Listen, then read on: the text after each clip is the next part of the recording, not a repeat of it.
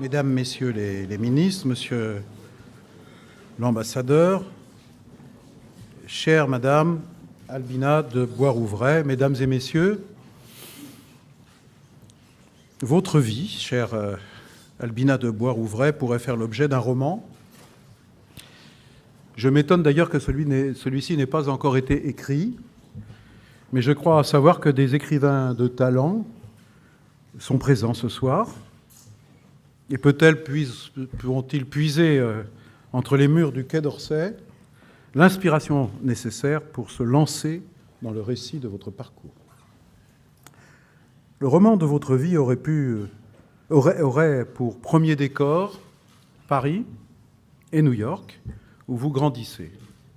Le Maroc aussi, et la description de Neuilly-sur-Seine, des gratte-ciel américains et des souks de Marrakech suffiraient à créer une atmosphère propice au développement d'un caractère à la fois résolu et sensible. Résolu, vous l'êtes dès votre plus jeune âge, sans doute comme l'était votre père. Aviateur durant la Seconde Guerre mondiale et l'un des premiers à rejoindre le général de Gaulle, contre l'avis de sa famille qui soutenait le maréchal Pétain. Et comme l'était votre mère, également jeune bolivienne, qui fuit alors Paris et passe la frontière à Biarritz avec son passeport de jeune fille. C'est vrai ? Oui, je n'invente pas. Hein. Et un bébé est caché dans la voiture. Et c'est vous. C'est vous. Vous grandissez porté par ce mot qui marque votre esprit, résistance. Il vous accompagne toute votre vie. De votre enfance et de votre adolescence cosmopolite, vous gardez le goût de l'étranger et cette curiosité qui vous caractérise. Très vite, vous développez un enthousiasme qui n'a d'égal que votre envie d'agir.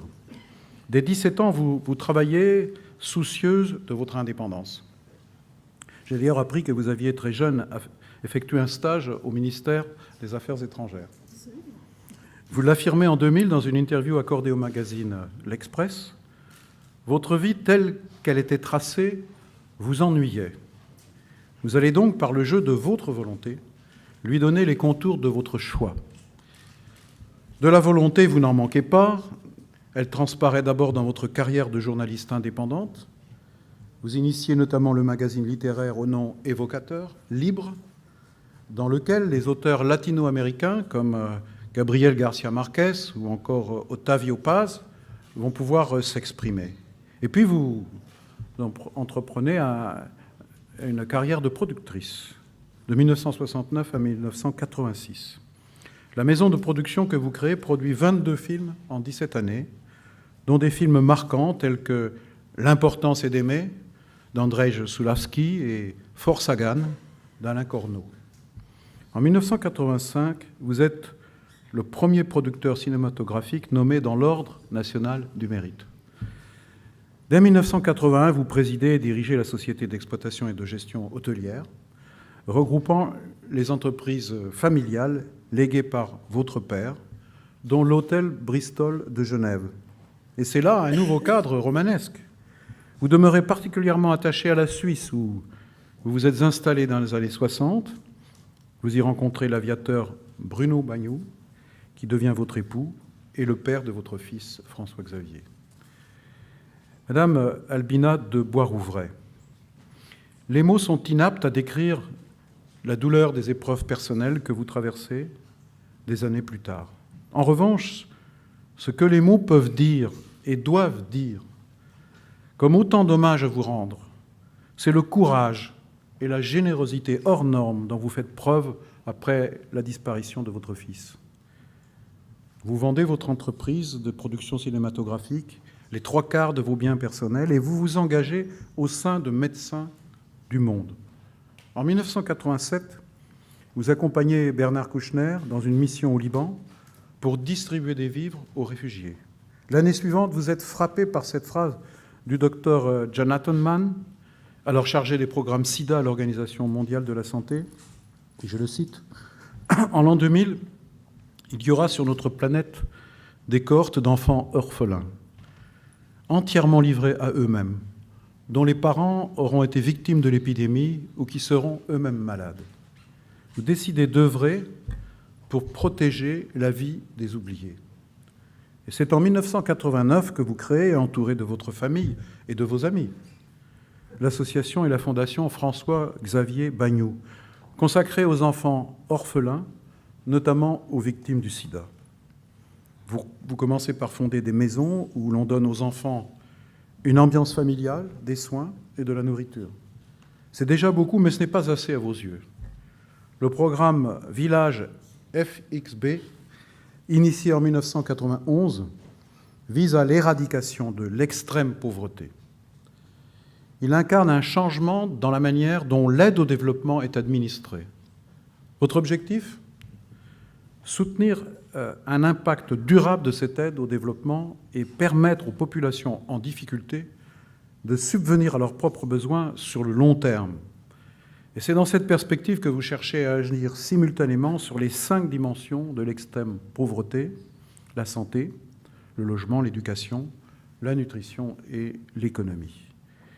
L'innovation de votre action réside dans la mise en place d'une activité qui permet aux populations, après le départ de FXB International, d'être redevenus des acteurs à part entière de l'économie locale de leur pays.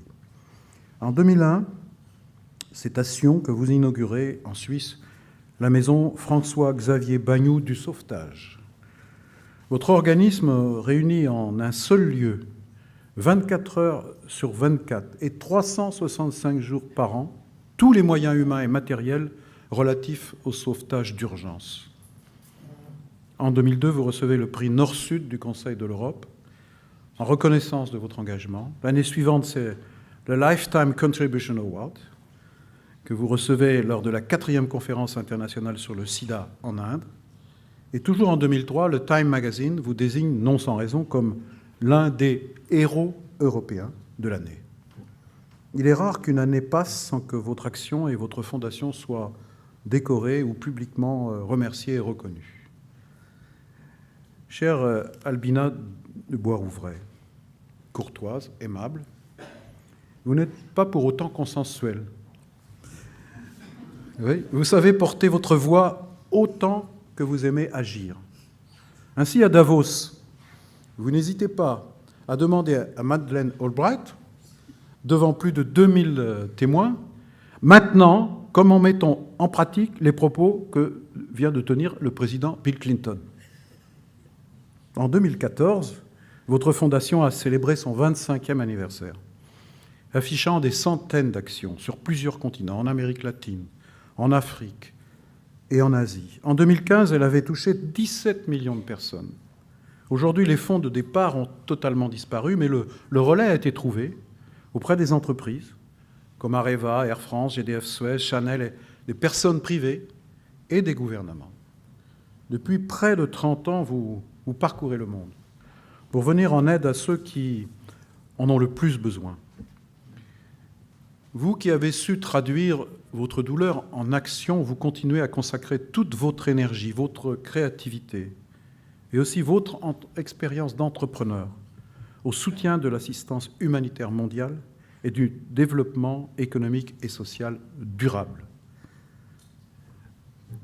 C'est pour votre engagement, votre courage, votre générosité, et partagée ici par l'admiration de tous vos amis qui ont répondu à votre invitation, qu'au nom de la République, j'ai le plaisir et l'honneur de vous remettre ce soir cette distinction, de vous décorer en présence de vos amis, de vos proches et tous ceux qui vous accompagnent et qui vous aiment.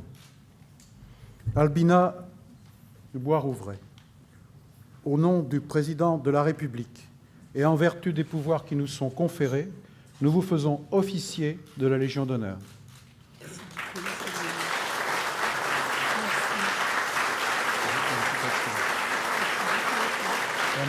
J'espère que j'ai dit des choses vivantes. Vous avez dit des choses tout à fait mauvaises. Vous m'avez dit que si demain, je ne sais pas où vous avez pris.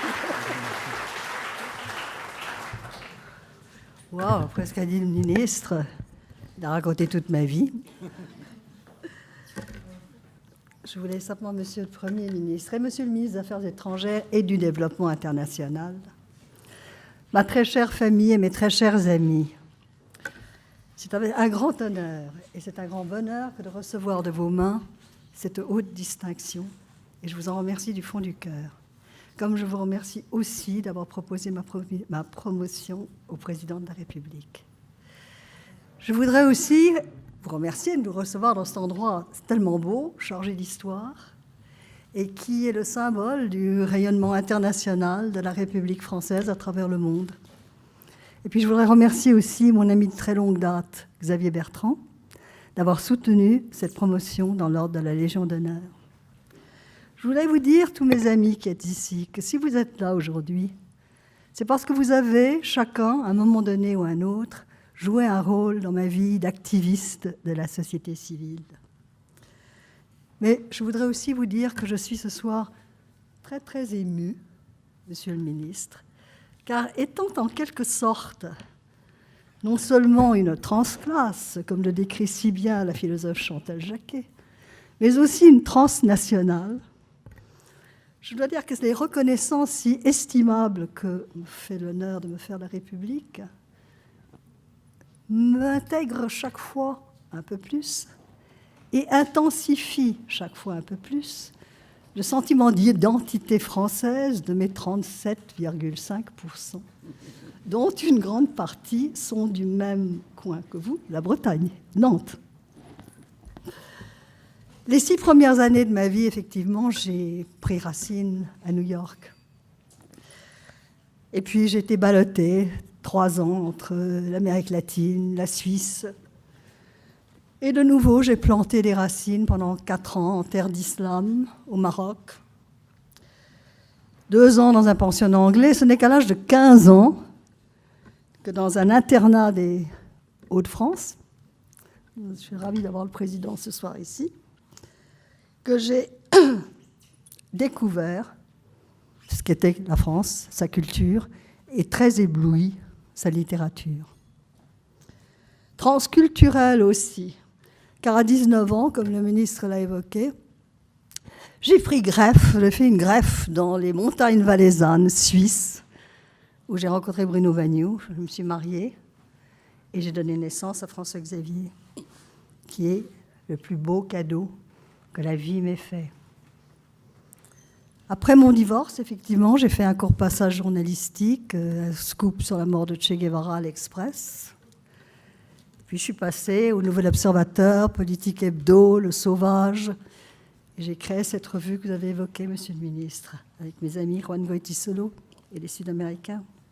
J'ai effectivement toujours été rebelle, libre, mais engagée.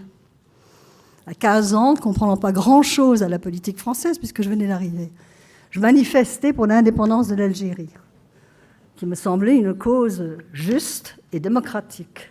Et je voulais participer, et j'ai pas cessé. Les idéologies, les groupuscules du monde m'ont vu passer partout. Et je me suis insérée en militante en 1977 aux Amis de la Terre avec Brice Lalonde et Christian Huglot. Notre petit parti faisait 3%. Et je suis fière d'avoir fait 6,7% aux législatives de 1978. Et je ne sais pas si Christian est là, mais si tu es là, tu diras à Corinne combien je suis heureuse de voir que 40 ans plus tard, nos combats commencent à réussir. À aboutir, je devrais plutôt dire. Alors vous devinez que mon parcours, jalonné d'oxymores et truffé de contradictions, ne fut jamais et ne sera jamais un long fleuve tranquille.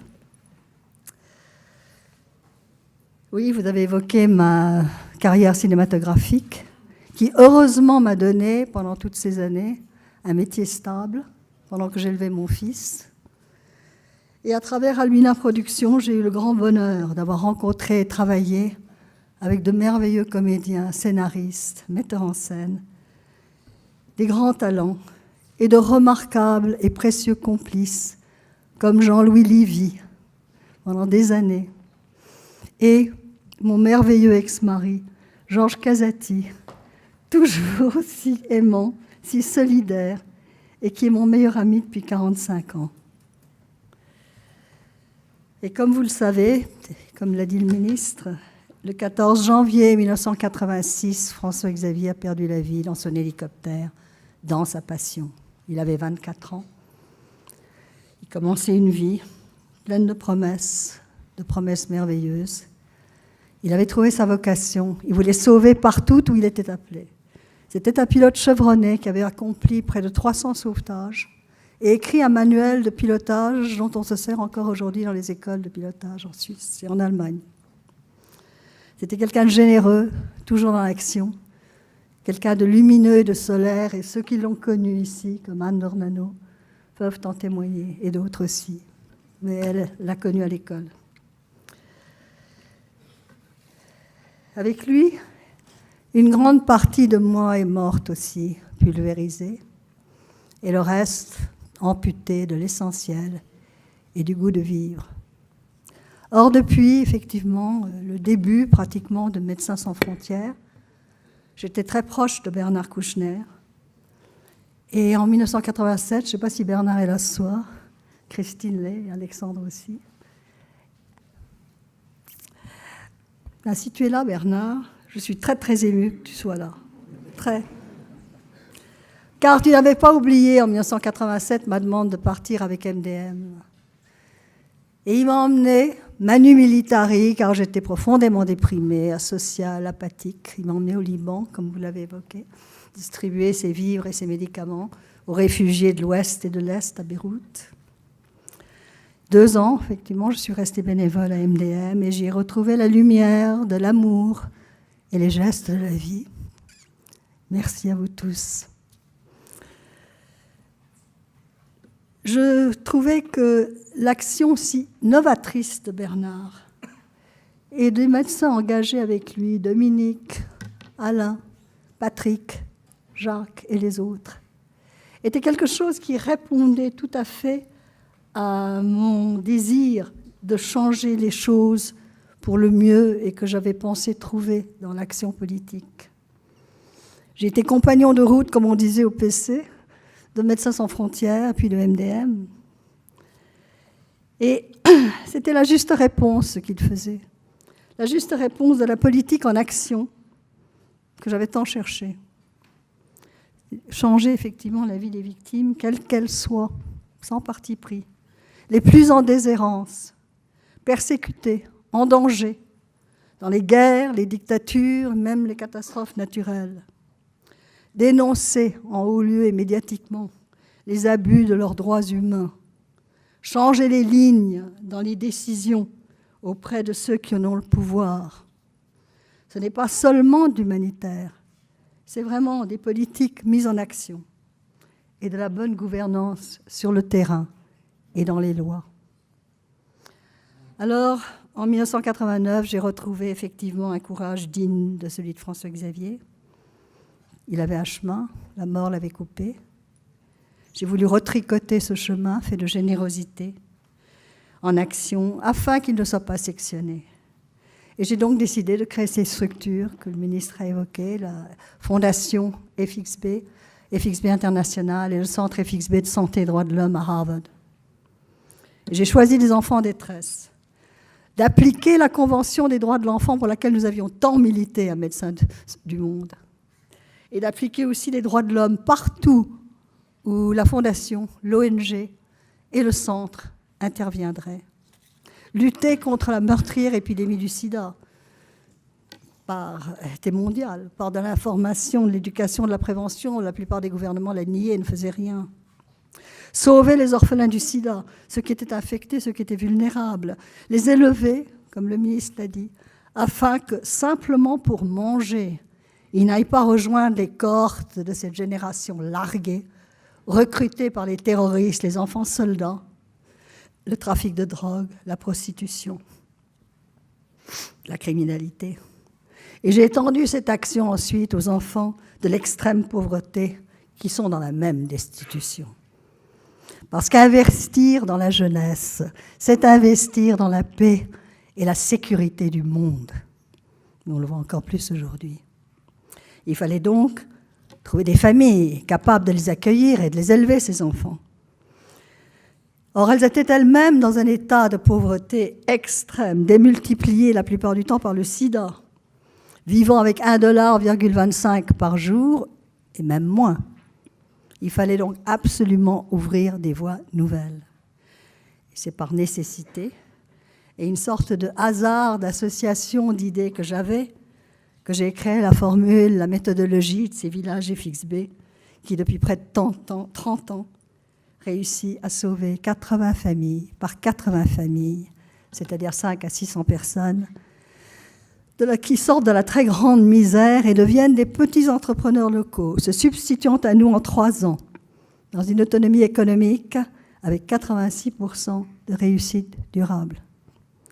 Dès le début, j'avais la conviction que seule une approche holistique, faite de synergie, d'interventions interconnectées, celle du lien entre santé et droits de l'homme que j'avais apprise du professeur Jonathan Mann à l'OMS puis à Harvard, que seul cela pouvait être valable pour faire des programmes non seulement de santé publique, mais aussi pour briser ce cercle vicieux de la pauvreté extrême que le ministre vous a décliné et réussir en développement. En effet, vous comprendrez bien à quoi ça sert de construire une école si les enfants étudient les sommes à vide et non pas une maison familiale où rentrer dormir. À quoi sert de faire un dispensaire si les malades vont rentrer, continuer à boire de l'eau contaminée? Donc, pas d'approche en silo, mais répondre simultanément à l'ensemble des besoins interdépendants pour extraire ces familles du dénuement total. Il fallait utiliser l'argent de la Fondation, ce que j'ai fait, investir sans compter, telle une bonne gouvernance de subventions sauvages et ciblées. Mais ainsi, seulement en assistance, tous les fonds de l'organisme auraient été dépensés sur les mêmes familles pendant de longues années, afin d'élever quelques enfants avec maison, éducation, nourriture, soins de santé, éducation, défense de leurs droits, etc. Donc il fallait absolument mener ces familles à leur propre autonomie économique. Et à l'époque, cette autonomie était donnée, mais en silo, par microcrédit, une petite entreprise. Or, nos familles noyées dans cette pauvreté extrême ne pouvaient même pas rembourser un petit prêt, aussi petit soit-il. Ma deuxième conviction fut de bypasser le microcrédit, qui était la solution prônée totalement à l'époque. J'adore Mohamed Yunus, et il m'a lui-même conforté dans ce que je faisais, parce que j'ai eu des doutes à un moment donné. Mais je me suis dit, je vais bypasser le microcrédit. Ces familles ne peuvent pas repayer. Et donc, il faut tout de suite leur payer une petite entreprise et sa formation, afin d'ajouter un lien économique aux autres liens subventionnés. On ajoute la synergie de cette intervention qui se retrouvent liées aux autres, et traduire un paradigme de santé publique réussi en un de réussite en développement. Nous sommes l'étape avant le microcrédit, auquel les familles accèdent au bout des 3 ans. Et je suis persuadée du bien fondé de cette formule pour aider les migrants et pour les ancrer, les migrants économiques, chez eux, et aussi pour beaucoup de situations de réfugiés dans les camps et répartis en France. En près de 30 ans, FXB a soutenu plus de 13 000 familles dans le chemin de la dignité et de l'autonomie économique, puisque notre contribution de 100% diminue sur les 3 ans, et à terme, les familles ont acquis la capacité de financer les satisfactions non seulement de leurs besoins par eux-mêmes, mais d'élever les enfants. Nous passons à de nouvelles familles. En termes de coûts, 145 € en moyenne par personne, par an, sur 3 ans. C'est peu. C'est peu, mais ça fait près de 100 000 personnes en 28 ans. C'est presque une petite ville. C'est une petite ville. Et avec tous les programmes, Monsieur le ministre, comme vous avez évoqué, FXB Fondation et FXB International, nous avons touché la vie de plus de 17 millions de personnes à travers la planète. C'est un pays, le pays FXB, la grande famille globale FXB. Dans ce chiffre, il y a inclus les Birmanes que j'ai pu sortir des bordels thaïs grâce à un visa obtenu par mon cher ami ministre Georges Kiejman Je ne sais pas, il m'a dit qu'il se sentait tellement fatigué qu'il ne pouvait pas venir. Je lui ai dit qu'il y avait des chaises. Je ne sais pas s'il a pu venir ou pas, mais merci Georges. Il a également toutes les personnes en fin de vie accompagnées chez elle à domicile jusqu'à la fin, en France, car FXB est aussi ici. Je suis fière de cette initiative que j'ai démarrée en Suisse en 1992 et que j'ai répliquée en France en 1997, grâce au soutien, encore une fois, de Bernard Kouchner, et je le remercie encore infiniment. Ministre de la Santé, il nous a accordé subventions et agréments, car avant, nous travaillions largement au-dessous du radar. Depuis, l'équipe de soins palliatifs à domicile FXB est devenue formatrice des HAD de l'assistance publique, qu'elle a rejoint par l'HAD de l'hôpital de la Fondation Croix-Saint-Simon. Je remercie ma chère Antoinette de nous y avoir accueillis avec tant de générosité. Aujourd'hui, le Centre FXB de santé et droits de l'homme à Harvard fait un travail de recherche sur les populations roms. Béatrice, je pense que ça t'intéresse. De Paris, Lyon, Strasbourg et Marseille. Le centre collabore sur le terrain avec MDM, les Enfants du Canal, le Secours catholique et les agences de logement Adoma et Habitat Alternatif Social, et aussi avec la préfecture de Marseille. Le centre aussi participe à des journées d'échange avec Sciences Po. Myriam Zuber dirige ce travail sous l'égide de la très compétente professeure Jackie Baba, qui est la directrice de recherche du centre FXB. Et Jackie vient de participer à une conférence sur les modèles d'intégration en France et aux États-Unis, organisée par le Consulat de France à Boston. Bien sûr, je dédie cette décoration à mon fils, François-Xavier. Et je la partage avec mes précieux et précieuses collaborateurs et collaboratrices de France, Suisse et États-Unis, ainsi qu'avec les remarquables équipes FXB si fidèles du terrain, sans lesquelles rien n'aurait été possible, ni ne serait possible, ni ne sera possible. Avec tout ce travail global que je viens de décrire, j'espère avoir contribué, au nom de François-Xavier, à réparer des équilibres, à rétablir de l'aide vitale et solidaire sur l'humanité si meurtrie de notre planète, d'avoir répandu de l'amour et de la justice et de continuer à le faire. Et un peu de ce que Jean d'Ormesson décrit si joliment comme la lumière fragile du beau et du bien. Merci. Merci.